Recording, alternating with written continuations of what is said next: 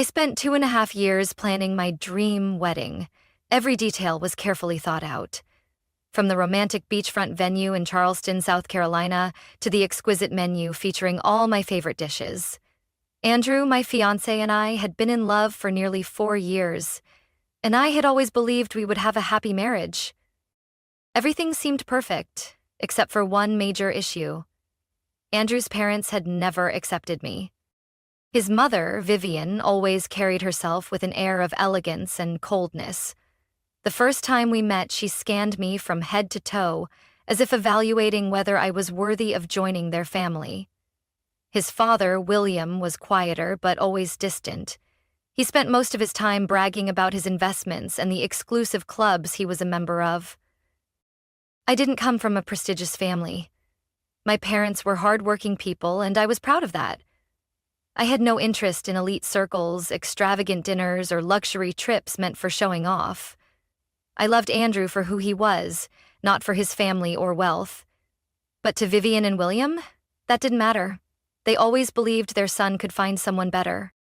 Andrew used to tell me not to worry. They'll come around. He reassured me every time I expressed my concerns, but I knew it was an empty promise. Over the years, they had never changed the way they saw me, and I was beginning to realize that I wasn't just marrying Andrew. I was stepping into a family that never wanted me there. Still, I tried. We sent out invitations, picked out wedding flowers, tried on dresses, and sampled cakes. I spent hours meticulously planning every detail of our big day, while Vivian remained indifferent to everything I did. But that didn't stop me from looking forward to the moment I would officially become Andrew's wife. And then, just 1 week before the wedding, everything fell apart. I still remember that afternoon vividly, exactly 1 week before our wedding, when Andrew showed up with a slightly forced smile. "My parents just planned a trip," he said, avoiding my gaze. I set my teacup down, frowning slightly. "Now?" "Yeah, just a short getaway to Palm Beach. They said it's a family tradition. A little vacation before someone gets married." I had never heard him mention this tradition before, and if it was so important, why hadn't they brought it up earlier? "Why so last minute?" I asked, trying to keep my voice calm. Andrew shrugged. "They just want to spend some time with me before everything changes. You know, like parents wanting one last moment with their son before he becomes a married man." It sounded reasonable, but something felt off. I stared at him, searching for any sign of hesitation, and just as I feared, Andrew avoided my eyes. "Can I come?" I asked, half joking. He laughed, but it wasn't genuine. "You know my mom wouldn't like that." A wave of coldness washed over me. Of course, Vivian would never allow me to come. In her eyes, I had never been part of their family.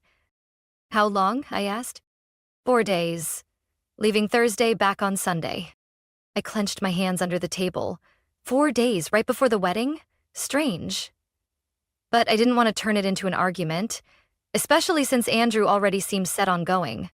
I smiled and nodded. "Then go, but come back soon." Andrew kissed my forehead, as if reassuring me, then quickly left. A few days later, he left for the trip, and by Saturday night, everything collapsed. I was sitting on my couch, reviewing the guest list one last time, when I got a call from Sophie, my best friend. "Joe," her voice was tense. "He's here." I frowned. "Who?" "Andrew." My heart skipped a beat. "What? What do you mean?" "I'm at the Royal Lounge, a high-end bar in downtown Palm Beach. I swear, Andrew is here, and you won't believe who he's with." My throat went dry. "Who?" "His parents and a girl. Younger than you, blonde, looks rich and stuck up." Heat spread through my body. "Are you sure it's him?" "I saw him with my own eyes, Joe. Not only that, but all 3 of them, Vivian, William, and that girl, are laughing and chatting with Andrew like they're a perfect family. And he doesn't look uncomfortable or anything." The world around me blurred. "Did you see them doing anything inappropriate?" I asked, my voice tight. Sophie hesitated. Andrew put his hand on her waist. as they walked into the VIP section. I gripped my phone tightly. "Joe?" Sophie's voice was filled with concern. "I'm here. Do you want me to do anything? Take pictures, record them, confront him?" I took a deep breath, trying to steady myself. If Sophie had seen them, chances were other people had too. If this was really what I thought it was, I needed proof. "I need evidence," I whispered. "Take pictures, videos, anything you can."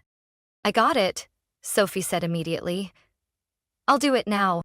I sat frozen on the couch, staring at my phone as if it could somehow give me a reasonable explanation. So this was the real reason for the sudden trip. Not to spend time with their son before the wedding, but to introduce him to a new candidate, a girl they deemed more suitable than me. Who was she? An old acquaintance? A family friend? Or someone they had deliberately set him up with? I closed my eyes, trying to suppress the anger rising inside me.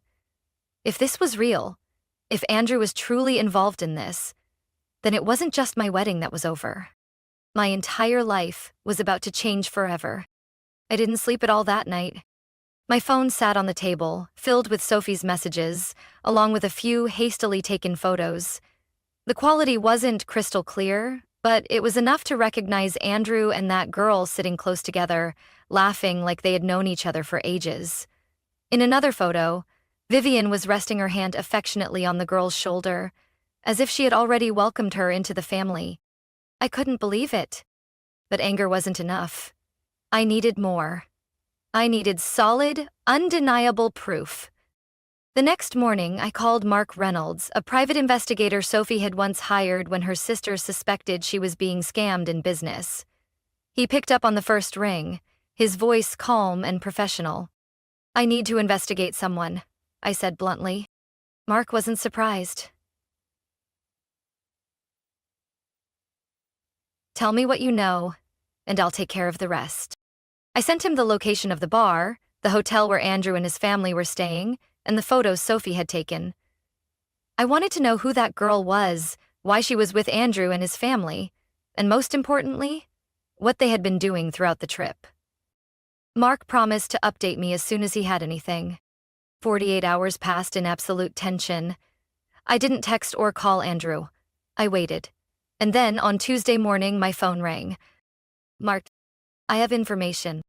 An hour later, I sat in my usual cafe with Mark, my stomach in knots. He placed a folder in front of me, along with a USB drive. "I think you'll want to see for yourself." I opened the folder. The first page contained the personal details of the girl. Her name was Lauren Davis, 26 years old, the daughter of a wealthy businessman in Florida. Private school education, involved in multiple social events. The kind of person Vivian and William would undoubtedly consider worthy of their family. I turned to the next page. The first image. Andrew and Lauren sitting close together at an upscale restaurant. Far too intimate to be dismissed as coincidence. The second image. Vivian talking to Lauren at the bar, with William nodding along as if agreeing to a plan. The third image. Andrew and Lauren walking out of a jewelry store together. My stomach twisted. "There's more," Mark said, sliding the USB toward me. "I have a few video clips, especially this one." He opened his laptop, plugged in the USB, and pressed play. On the screen, Vivian and Lauren sat in the hotel bar, cocktails in hand, their voices clear through the hidden microphone Mark had used. Vivian leaned toward Lauren, speaking with absolute confidence. "As long as you do your part well, I'll handle the rest. Josephine was a mistake. She doesn't belong in this family. We just need to make Andrew see that." Lauren let out a soft laugh. I have a feeling he already has. I felt my entire body freeze. Mark paused the video, looking at me with sympathy. "Vivian and William didn't just take Andrew on a trip. They orchestrated this. Lauren wasn't a coincidence. They planned for her to replace you." My heart turned cold. I didn't know what I had expected. Maybe an explanation, a possibility that this was all a misunderstanding. But no, everything was crystal clear. Andrew hadn't just been led into this. He had willingly participated. I stared at the laptop screen. This wasn't just about a trip. This was a carefully planned betrayal. I clenched my fists. If you want to dig deeper, Mark offered, I can. I shook my head, taking a deep breath. No need, I have enough. Enough to know I could never marry Andrew. Enough to realize this family would never accept me. And most importantly, enough to make sure they knew I wouldn't quietly disappear. Their game was over. They just didn't know it yet. I didn't have to wait long. Andrew returned on Tuesday night, a day later than planned, and I knew why. He didn't want to face me. When he stepped into my apartment, the air immediately grew heavy. He lingered near the door, as if ready to leave at any moment. Josephine, he said, his voice tense. We need to talk. I nodded calmly, already knowing exactly what was coming. I pulled out a chair, motioning for him to sit. Andrew hesitated before lowering himself onto the seat across from me, his eyes avoiding mine. I'm listening, I said, keeping my tone light enough not to alarm him, but sharp enough to make him uneasy. He exhaled, rubbing his hands together. I think we should take a break. I stared at him. A break? Andrew nodded, still avoiding my gaze. I just think maybe we need to take some time to think. Everything is moving so fast, and I'm not sure if this is the right decision. I stayed silent for a few seconds. Then I smiled. How interesting, I said, reaching for a folder on the table and placing it in front of him. Because I just got some information about your trip. Andrew's entire body tensed. Take a look. I gestured. He opened the folder. The first image, Andrew and Lauren at the restaurant, sitting so close their shoulders nearly touched. The second image, Vivian smiling at Lauren in the bar, an expression full of meaning. The third image, Andrew and Lauren leaving a jewelry store together. I watched as horror slowly spread across his face while he flipped through the pages, eventually reaching the last section. A transcript of text messages Mark had retrieved from Lauren's phone. Messages from Vivian. Just spend time with him. We'll take care of the rest. Andrew swallowed hard, flipping to the final page. A screenshot from the video at the bar where his mother promised Lauren that this wedding would never happen. I crossed my arms, watching him. Do you have anything to say? I asked, my voice steady. Andrew set the folder down, his hands shaking. Josephine, I can explain. I raised an eyebrow. Explain? Explain how your mother arranged a meeting with another woman right before our wedding? Or explain how you let it happen so easily? His hands clenched into fists, his expression flustered. I didn't do anything on purpose, he blurted out. I just wanted to keep the peace. I didn't want to make my mother angry. I didn't want to cause trouble. I let out a short, humorless laugh. Keep the peace? I repeated, my gaze sharp. You think letting your family sabotage your own wedding is keeping the peace? Andrew fell silent. And at that moment, the door swung open. Vivian walked in as if she owned the place, followed closely by William. In her hand was a notebook, probably my wedding planner, something that no longer meant anything. Can we talk like adults? Vivian said, her voice carrying its usual authority. I leaned back in my chair, arms crossed. Oh, you want to talk? Great. I have all evening. She glanced at the folder on the table, her eyes narrowing slightly. This is ridiculous. Josephine, you're overreacting. I let out a light laugh. Overreacting? You mean I'm not supposed to react when my fiancé's mother hires another woman to replace me right before my wedding? William spoke coldly. We only want what's best for Andrew. We don't think you're the right long-term choice. A cold fury spread through me. I turned to Andrew. Did you know about this? He was silent for too long. And that said everything. I took a deep breath, locking eyes with Vivian. You think you get to choose your son's wife? She gave a small, dismissive smile. I'm just making sure my son doesn't make a mistake. My phone buzzed on the table. I glanced at it. A message from Sophie. Lauren is still in Palm Beach. She just bragged to her friends that Andrew's family made sure this wedding would never happen. I set my phone down and looked directly at Vivian. "Well, I have good news for you," I said, my voice calm but carrying the weight of a verdict. "You got what you wanted." I stood up, grabbed the folder, and slid it toward Andrew. "This wedding is off." Andrew's face went pale. "Josephine!" "I'm done, Andrew." I held his gaze for a long moment, letting my words sink in. "I'm not marrying someone who can't stand up for himself. I'm not marrying into a family I'll have to fight against for the rest of my life." I turned to Vivian and William. "Congratulations, Andrew is free of me. But let's see if anyone actually wants to be a part of a family like this." And with that, I walked out of my own apartment, leaving Andrew, Vivian, and William standing there in silence. I slammed the door behind me, taking a deep breath, but the air felt thick. I was shaking, but not from sadness. There were no more tears, no more pain. Only a quiet, simmering rage, pulsing through every part of me. I couldn't stop here. I needed to know the full truth. I grabbed my phone and dialed Sophie. She answered on the first ring. "You okay, Joe?" "I'm fine," I said firmly. "But I need to know more. Lauren, what else did she say?" Sophie hesitated for a second, then sighed. "Joe, you won't believe this." "Try me." "Last night, Lauren was bragging to her friends that Vivian paid her to go on this trip. And I don't just mean covering flights and hotels. There was cash, gifts, and a promise of a secure future if she did her part right." I felt my chest tighten. Her part?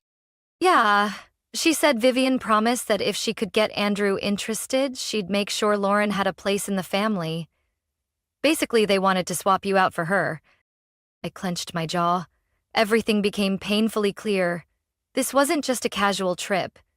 This wasn't just some new friend Andrew happened to meet. This had been orchestrated from the start. "You're sure about this, Sophie?" "Joe, I recorded it." I went still for a few seconds. She continued.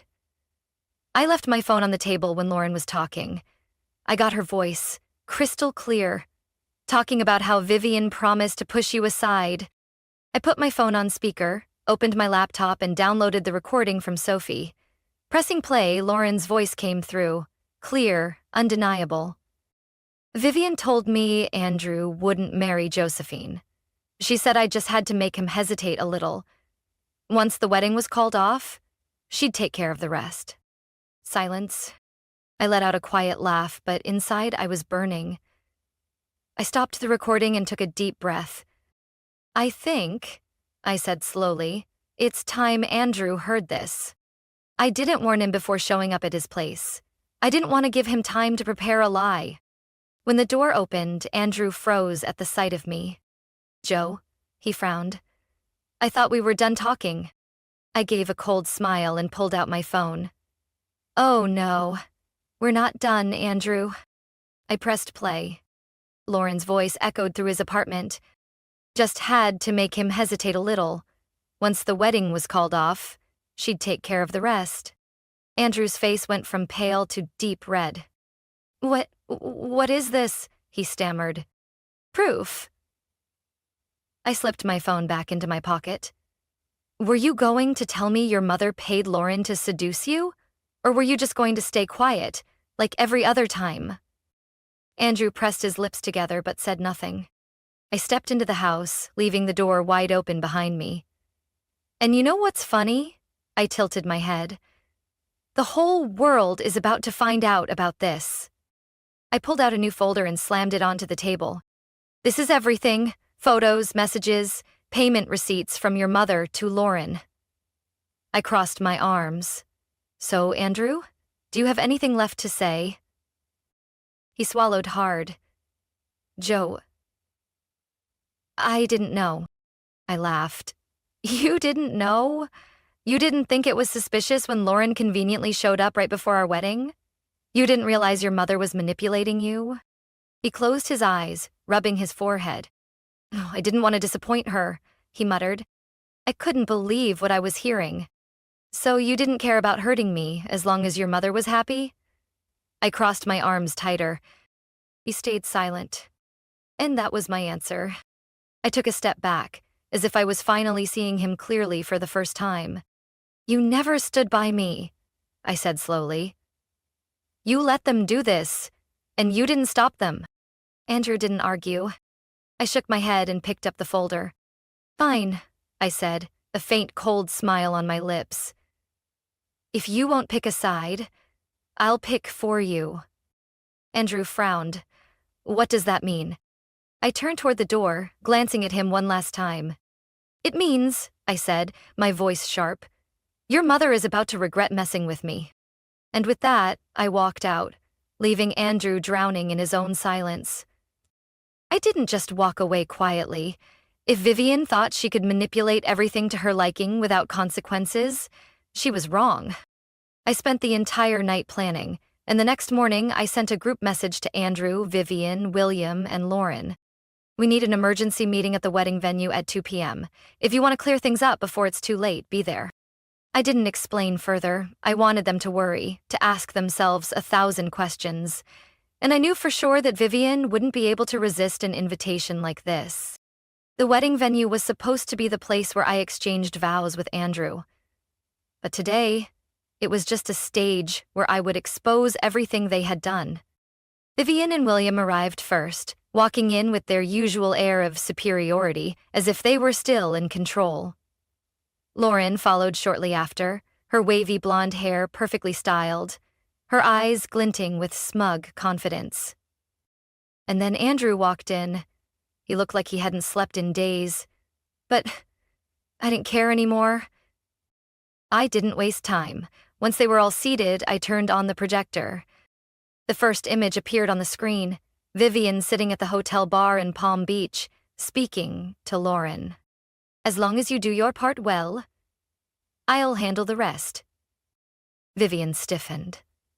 William leaned back in his chair, his face hardening. Andrew leaned forward slightly, his eyes locked on the screen. The next image, Lauren and Andrew outside a jewelry store, laughing and talking closely. Lauren let out a small laugh, crossing her legs, her voice full of defiance. "So what? You're just trying to turn this into some unnecessary scandal?" I raised an eyebrow and pressed play on the next video clip. On the screen, Lauren's voice rang out, chillingly clear. "Vivian told me Andrew wouldn't marry Josephine. She said I just had to make him hesitate a little. Once the wedding was called off, she'd take care of the rest." Silence filled the room. Lauren froze, but tried to maintain her composure. "You have no right to invade my privacy." I laughed, shaking my head. "Privacy? You tried to destroy my wedding, and now you want to talk about privacy?" Andrew lowered his head, rubbing his forehead. I turned to him. "Did you know about this?" He didn't answer immediately, and that alone was an answer. Vivian still wasn't ready to back down. "Josephine, don't be so emotional. We were simply introducing Andrew to better options. What's so wrong about that?" I clenched my fists, locking eyes with her. "What's wrong is that you don't get to make that decision for your son. What's wrong is that you can't respect his choices.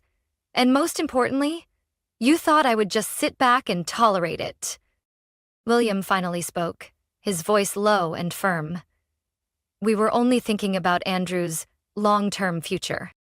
Andrew lifted his head, looking at his father. "Long-term future?" His voice wavered. "By arranging for me to betray the woman I was supposed to marry?" Vivian's grip tightened on the straps of her purse, but she said nothing. I turned to Andrew, my voice calm but sharp. "Do you see it now, Andrew? This is how they treat you.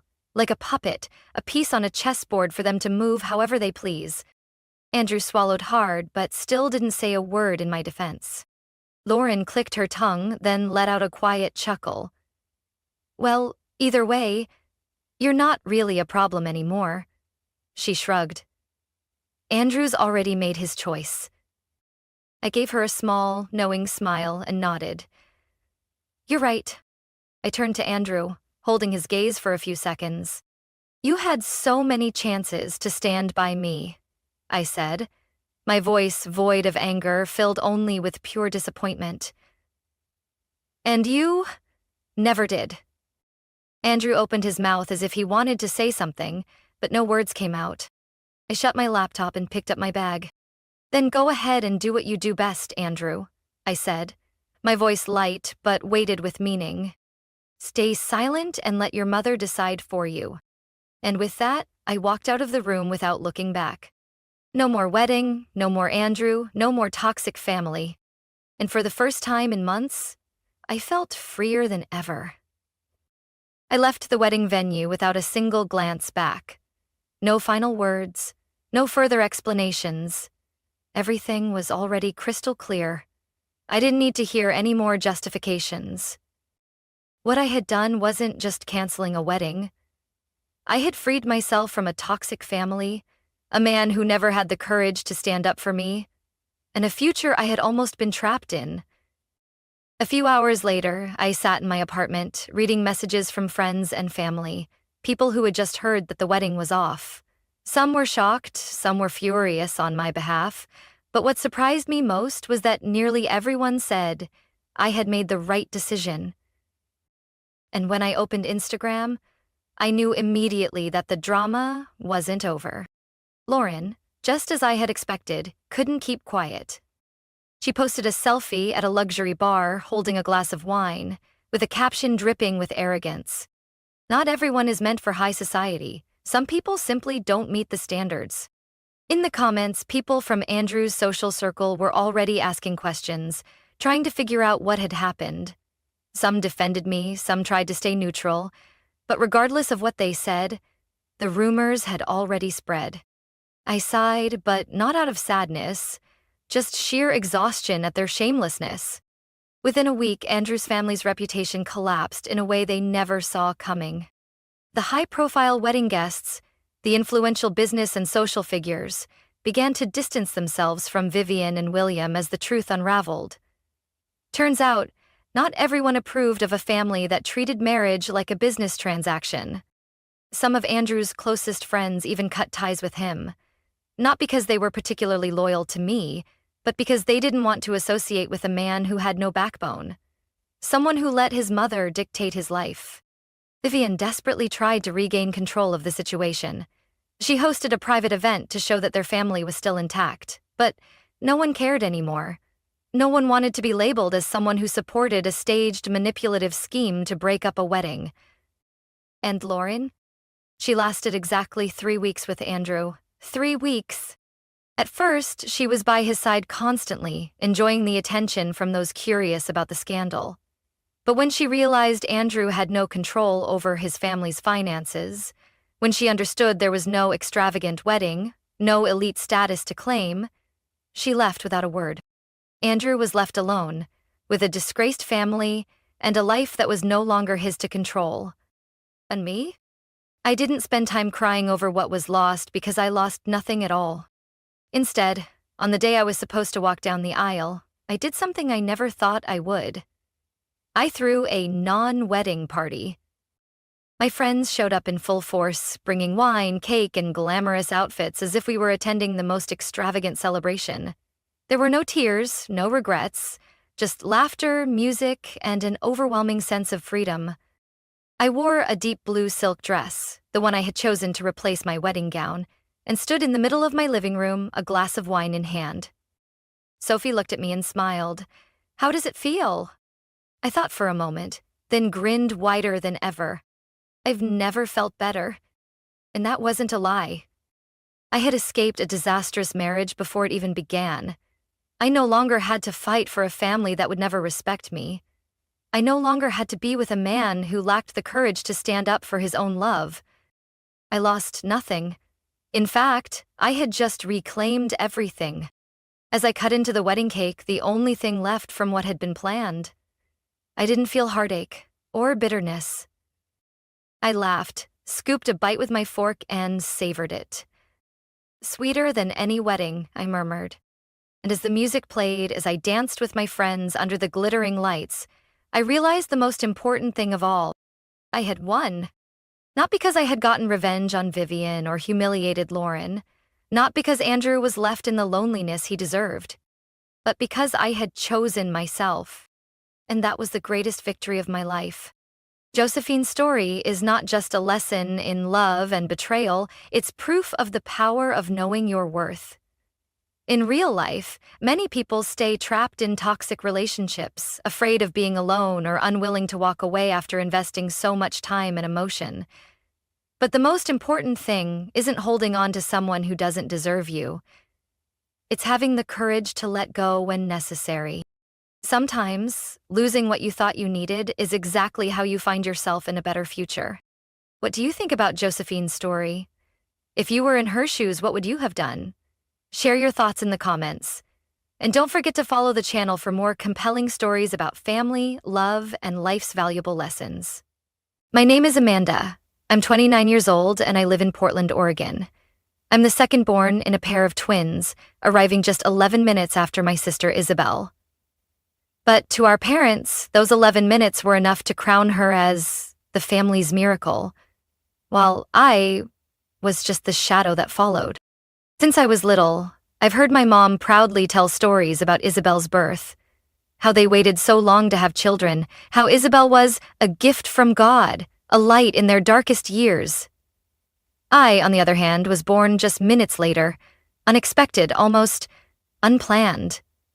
No one ever said it outright, but their eyes, the way they spoke of her with affection and offered me only a polite smile, told me everything I needed to know about my place. The difference was clear from kindergarten. In our first school play, I was Little Red Riding Hood in the starring role, and Isabel played a shrub on the side of the stage. But minutes before showtime, she started crying because she'd torn a corner of her costume. My parents rushed on stage to comfort her and missed my entire performance. Afterward, when I eagerly gave my mom a picture I'd drawn, she just patted my head and turned to praise Isabel for being brave enough to stand on stage even without much of a part. In elementary school, I poured myself into every test, always aiming for the top of the class. I joined the science club and did a solar energy project I was genuinely passionate about. When I brought home a first-place district medal, my dad glanced at it and asked Isabel if she had a good day at school. She said some kids teased her for wearing mismatched socks, and suddenly the whole conversation shifted to Isabel's emotional trauma. Still, I kept trying. In high school, I joined the debate team, competed statewide, and won the highest award in 10th grade. Isabel often skipped school because she felt overwhelmed by homework. Her grades were average at best, but my parents praised her artistic talent because she painted a few romantic watercolors and knew 3 guitar chords. I once told them I painted too and had sold artwork online, but they just smiled and said, "Don't compare yourself to your sister." What hurt the most wasn't the praise for Isabel. It was how they casually dismissed all my efforts. When I got accepted into the honors program, they said, "Amanda works too hard. She's going to burn out someday." Isabel got a C on her history test, and my mom comforted her. "A C is fine. Not everyone has to be good at everything." I was stunned into silence. One time, I won a scholarship to a Stanford summer program. My dad asked just one question: "Did Isabel get in too?" When I said no, he sighed in disappointment. I've lost count of how many nights I went to sleep with a hollow feeling, tears quietly soaking my pillow, wondering what I'd done wrong, when all I ever did was try to be a good daughter. As I got older, I saw more clearly that my role in the family wasn't to be loved, but to be the backdrop against which my sister could shine. I was expected to be understanding, to endure, to yield, because she's more sensitive than you. But who was ever gentle with me?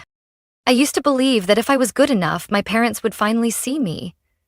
But it turns out, there are invisible walls made of names, birth order, and misplaced expectations.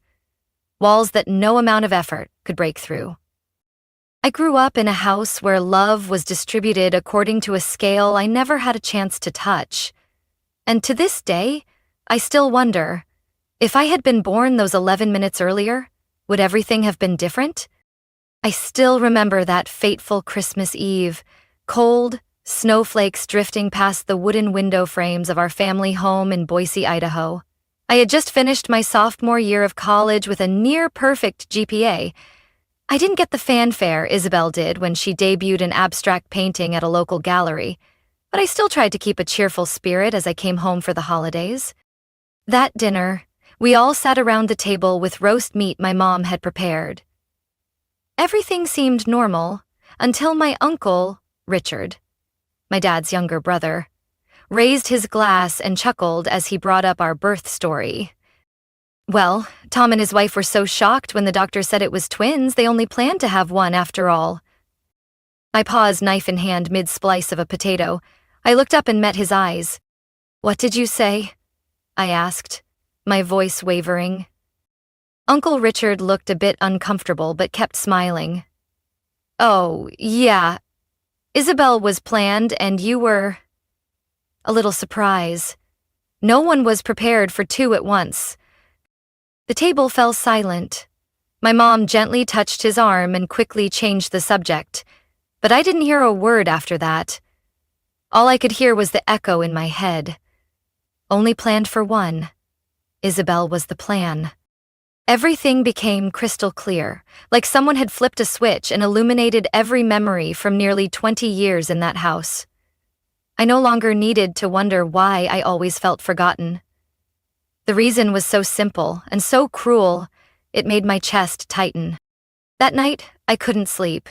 I lay in my old bed, staring at the ceiling, reflecting on my entire life. And in that moment, something inside me cracked. I no longer craved my parents' approval. I no longer wanted to make anyone proud. Except myself. After the holiday, I returned to college with a completely different energy. I stopped calling my mom when I aced a programming test. I stopped sending pictures of awards. Instead, I channeled everything into building my skills. And more importantly, building a life for myself. I earned a full scholarship to the computer science program at the University of Washington. I studied hard and enrolled in extra courses: artificial intelligence, machine learning, system security. I was no longer living in Isabel's shadow. I was starting to create my own light. After graduation, I was recruited by a young tech startup in Seattle called Nurix Labs. No one in my family asked about my new job, but I wasn't hurt. I knew my worth, and that was enough.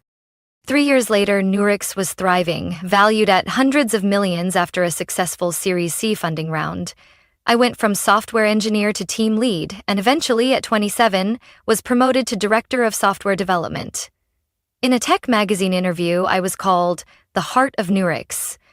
I printed the article and quietly pinned it on my office wall. Not as the older daughter, not with anyone's permission, just as me. I bought a small apartment downtown and decorated it myself with a minimalist touch. Simple, clean, full of freedom. Every morning, as I stood by the window and watched the city wake up, I knew I was living a life I chose. No one had paved the path. No one got to define me. Isabel still regularly updates social media with photos from gallery shows and tea parties with her artist friends. My parents still interact, share, and comment with pride. I don't feel resentment anymore. I just no longer feel the need to squeeze myself into a family portrait that only ever had one subject. Now, I've learned that some wounds never heal, but we can learn to live without letting them define us. I'm not a shadow, I am me. With scars, with achievements, with everything I've overcome. And I know the next chapter of my life is only just beginning. I've always believed that if anyone in the family truly saw me, it was my grandmother, Grandma June. She was the only one who never called Isabel sweetheart in every sentence. To her, we were two individuals, not two parts of a comparison. Every summer, she would take us to her old farm in Bend, Oregon. There, I could shed the label of Isabel's little sister and simply be Amanda, the girl who loved reading under the pecan tree, who quietly listened to her grandmother's stories of youth. When I was in my final year of college, she fell ill. It wasn't a violent illness, but a lingering one, as if time itself was trying to keep her with me a little longer. Before she passed, she called me to her bedside, held my hand, and said softly, "Amanda, I know you've endured things no one has acknowledged. I can't change the past, but I can do something small for your future." She told me she'd set aside a savings account in her will for both of us, for our weddings, split evenly, not to be touched by anyone else. She emphasized that she wanted her youngest granddaughter to have something truly her own, not shared, not taken. I cried, not because of the money, but because after all those years, someone finally acknowledged my pain was real. The money was placed in a joint trust under both our names, temporarily managed by our parents until we got married. I didn't think much of it. I knew I wasn't planning on a wedding anytime soon. Isabel was different. After meeting Evan, a tall lawyer with smooth talk and perfectly pressed shirts, she declared he was the one. 3 months later, they were engaged. A month after that, the whole family was swept up in wedding planning. I received a gold-trimmed invitation at my office with my name printed in a flowery font. Mrs. Amanda is cordially invited to the wedding of Isabel and Evan at Silver Oaks Estate, Napa Valley. Alongside it was a lengthy guest list, a gourmet European menu, and a photo album from their Santorini engagement shoot. I blinked. Where did they get the money for all this? I didn't want to be suspicious, but something didn't feel right. I called my mom and asked her directly. She hesitated for a second, then quickly slipped into her usual sweet tone. "Oh, I meant to tell you after the wedding so things wouldn't get complicated. Isabel needed your share of the wedding fund." "And you're not planning anything soon, right?" I froze at my desk. "What do you mean?" "Grandma made it very clear. That was mine." My mom laughed softly, as if I was being unreasonable. "Oh, Amanda, you don't need a fancy wedding. A girl like you getting married? I think that money should go to someone who really needs it. Your sister is starting a family after all." My heart pounded in heavy beats. "It's not about the money, it's about respect. It was Grandma's decision. It was the only thing in my life I knew was meant just for me." My dad chimed in from the other room, voice flat. "You have a career, money, a home. Isabel needs a new beginning, and well, you don't seem too interested in marriage. Don't blow this out of proportion." I didn't scream. I didn't cry. I just felt an emptiness spreading inside me like slow smoke. I hung up and stared blankly at my computer screen. The presentation I was working on suddenly meant nothing. It felt like a part of me had just been crushed by betrayal from the people who were supposed to love me unconditionally. They had taken the one thing Grandma left me, a quiet acknowledgement, a subtle act of restoration, and decided it belonged to Isabel because she deserved it more. And once again, I was pushed aside, as if I had never truly been a part of this family. I had always stayed silent, always given in. But this time I knew things would never be the same again. I sat in my small apartment in Capitol Hill, Seattle, sunlight spilling across my desk and onto the computer screen. My inbox was open. The cursor blinked at the end of the message. Every word I had typed felt like a cut into my own memories. Not because it hurt, but because I was finally strong enough to stop. "I know about the wedding fund. I know you used my share to pay for Isabel's wedding without asking. This isn't just about money, it's about the lack of respect that's existed since I was a child and still continues today. I'm no longer trying to be seen or loved. Don't contact me unless it's to return what belongs to me, Amanda." I read it 3 times, not a single word extra, no apology. Then I hit send. After that, I opened my contacts and deleted one number at a time. Dad, Mom, Isabel. No shaking hands, no hesitation. Then I moved on to social media, blocking anyone who might become a bridge for excuses to find their way back to me. I no longer had the energy for phrases like, "They're still your parents," or "Come on, your sisters, don't make it a big deal." It was time I chose peace, not agreement, in pain. That night, I started something I once thought I didn't need: therapy. I found a therapist named Clara Monroe who specialized in working with adult women carrying childhood wounds. In our first session, I sat across from her in silence, for a long time before finally speaking. "I don't even know what I'm feeling. I'm so tired."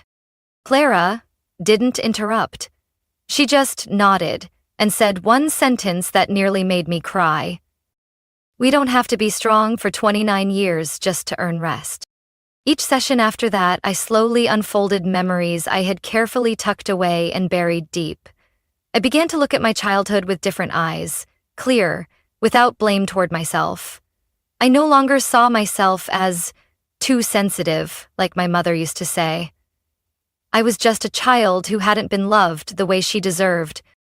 A few months later, I found a small craftsman-style house in West Seattle. It had a backyard, olive green walls, and a porch just wide enough for afternoon reading on the weekends.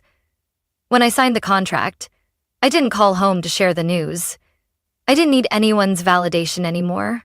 I decorated the house in my own way, simple but warm. No family photos, instead pictures of me with my friends from work, the people I now consider my real family. There was Jillian, my best friend from college, who helped me move and brought homemade cookies.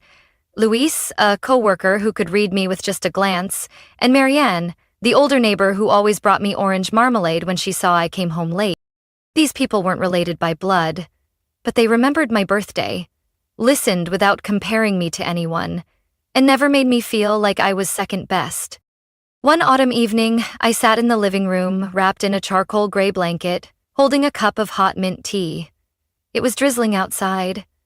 I opened my laptop and wrote in my journal, a new habit since starting therapy.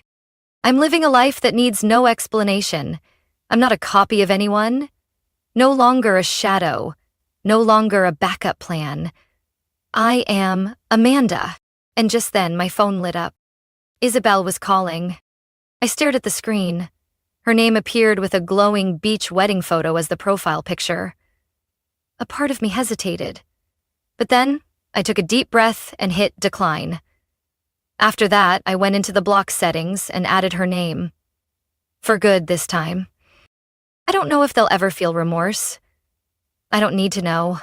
What I do know is, for the first time in my life, I stood up and chose myself. And no one can take that away from me now. 2 years have passed since the day I sent that final email to my parents. In that time, I've lived a life I once only dreamed of. Peaceful, purposeful, and no longer weighed down by invisible expectations. I was promoted to Director of Development at Nurix Labs the day I turned 30. The company's stock surged after a successful IPO, and I now had the financial means to begin expanding our engineering team internationally. It was all my achievement, owed to no one, dependent on no one. Then one September afternoon, during a strategy meeting with the executive team, my phone wouldn't stop ringing. It was Uncle Alan, my mother's younger brother. We rarely spoke, so I had a sinking feeling something was wrong. I excused myself and answered. "Sweetheart, it's me." His voice was thick with emotion. "Your parents, they were in a car accident. A pickup ran a red light and hit them at the old church intersection. It's not looking good." I gripped the phone, trying to keep my voice steady. "How are they now?" "Your dad's in critical condition. Internal bleeding. The doctors say he needs emergency surgery. Your mom has fractured ribs and a broken wrist. They still don't have health insurance, Amanda, and the bills are piling up." I don't remember what I said next, just that I couldn't focus on the rest of the meeting. That entire evening, I sat on the couch under the soft yellow light, my thoughts tangled like a knotted string. I'm not heartless. Despite the broken relationship, I still remembered the sound of my mother's laughter reading me fairy tales, and my father's rough but steady hands teaching me to ride a bike. But I also remembered the countless moments they abandoned me when they should have been there, and most recently, how they took what was rightfully mine without even asking. The next day, I got a message from Isabel. Long, formal, full of words like conscience, family, forgiveness, but it all led to one sweetened plea. "Amanda, I know I was wrong, but this time our parents really need you. Evan and we can't afford the hospital bills. This is your chance to prove you're the bigger person, the good daughter." I didn't reply. A day later, my mother called. Before I could decline the call, I heard her faint voice. Amanda, I know I haven't always been right, but now, your father needs surgery. We don't have much time. You're the only one who can help. I closed my eyes. That voice once lulled me to sleep, but today it no longer brought warmth. Instead, it triggered a reel of memories, of being pushed aside again and again. And again, I set the phone down, turned on speaker, and said, softly but firmly, I'm not this family's bank. Silence hung on the other end. Then my father's voice broke in. We're family, Amanda. Family helps each other. I let out a short laugh, bitter, almost hollow. Then where was family when you used my inheritance for Isabel's wedding? When you missed my graduation because you were helping her pick out curtains? Where was family then?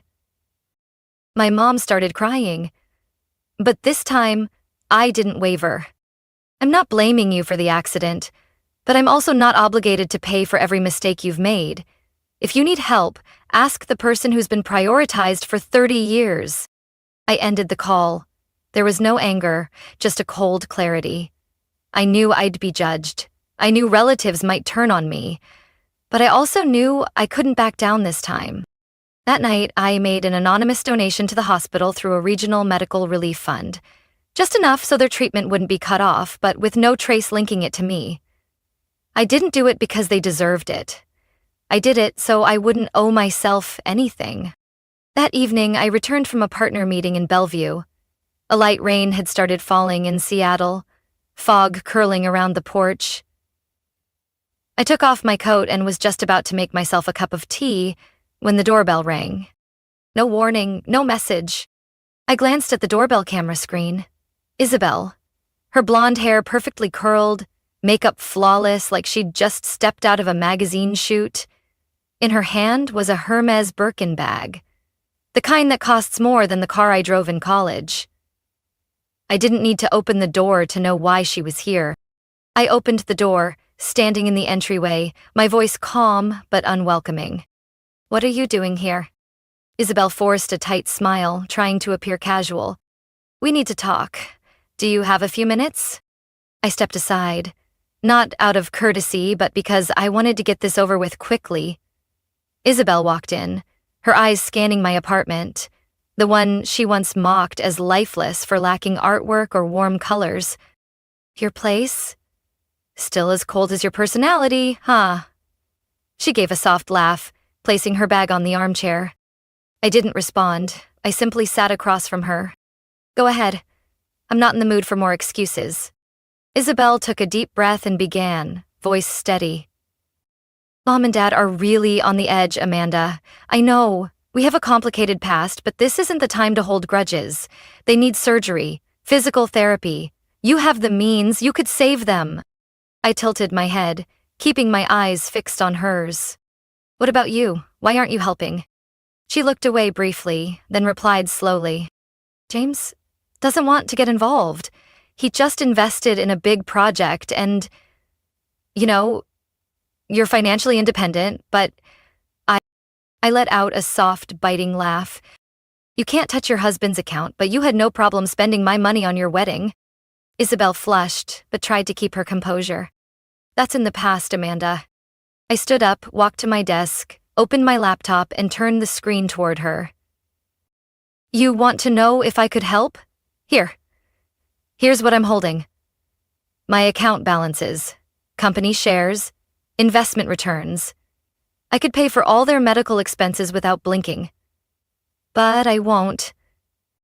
Isabel stared at the numbers on the screen, her face going pale. I closed the laptop, my voice lower. Not because I hate them, but because this is the result of decades of bad choices, made by them and by you.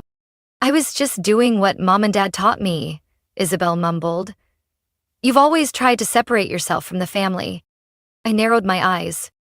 No, I just wanted to be seen as a person, not a shadow. Isabel stood, her voice starting to shake. So, this is your revenge, letting them lose everything? I paused for a moment, then said, It's not revenge. It's breaking out of a toxic cycle. They taught you that my existence was a mistake, Now they need me. But I'm not the backup plan anymore. She walked toward the door, clutching her luxury bag like it was the last shred of dignity she had left. Before stepping out, she turned and said softly, "You'll regret this when they're gone." I answered, calmer than ever. What I regret is spending so many years trying to become someone they never wanted. The door closed behind her. I sat down and poured myself a glass of red wine I had aged since last month. Outside, the rain continued to fall. Inside, I felt no turmoil, no anger, no regret. Less than a week after the tense encounter with Isabel, the family group chat suddenly came back to life after 2 years of silence. The instigator was Aunt Linda, my mom's younger sister. Her first message was a long paragraph filled with exclamation points. "Amanda, I can't believe you could be so cold. Your parents raised you, paid for your education, and now you turn your back on them over some past disagreement?" Immediately, messages from other relatives poured in, like everyone was racing to judge me. Some called me ungrateful. Others said I was using success as an excuse to look down on family. Even a cousin I'd barely spoken 3 words to jumped in. No matter what happened, you don't abandon your parents in a crisis. Family is everything. I read each message, completely unmoved. Instead, I opened a folder I had prepared in advance. In it were scanned copies of Grandma's inheritance papers, clearly stating the wedding fund was to be split evenly between me and Isabel. I included bank statements showing the money was withdrawn just weeks before her wedding. I also attached a screenshot of a message Isabel had sent me. "I know I used your share, but I promise I'll pay it back after the wedding. It's just not the right time, now." And finally, I included a financial breakdown. Not to brag, but to show that I could help. I simply chose not to, because I had been hurt for too long and didn't want to continue the cycle. I sent it all to the group chat, with no explanation. No one said a word for 3 days. The once bussy chat fell silent like a room with the lights switched off. On the 4th evening, one person responded. Andrew, my uncle's oldest son, the only one in the family who went to the same university as me. He sent just one line. "You really did it. Proud of you." I stared at the screen.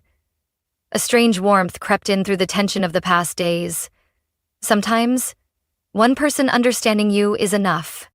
After the group chat went quiet, I knew I had reached the end of the old chapter. I opened a real estate app and listed my Seattle apartment for sale, the place I once thought would be my first true home. But now, it was just a memory. I needed a fresh start, untainted by past wounds. 3 weeks later, the apartment sold for more than expected. With that money, plus steadily rising shares from the company, I accepted the offer to transfer to Nurex Labs' new branch in Austin, Texas. A vibrant, fast-growing city in the tech world, and more importantly, a place with no painful memories.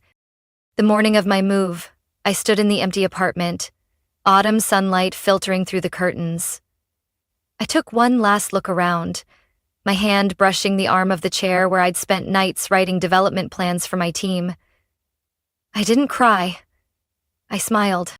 That afternoon, I boarded a direct flight to Austin. My suitcase wasn't heavy, just a few clothes, my laptop, and an old book from my grandmother I always kept with me. Everything else was new. New job, new apartment, and a life entirely of my own making. The apartment in Austin was a compact penthouse, but with a wide balcony overlooking Lady Bird Lake. That first night, I played some soft jazz, poured a glass of white wine, and opened the windows to let the evening breeze in. I no longer heard my mother's voice in my head, no longer saw my father's critical gaze or Isabel's smug smile. Instead, I heard my own laughter, echoing in a space that belonged to no one else. I had chosen freedom, and this time, I wasn't looking back. From a child seen as a shadow, I had stepped into my own light. I no longer sought approval from those who never truly loved me. Now, I live a life I chose. No permission needed, no strings attached. What I've been through didn't make me bitter. It made me strong, clear-eyed, and firm in knowing my worth. Family isn't where you're born. It's where you're respected and uplifted. And I've finally found that place. Starting with myself.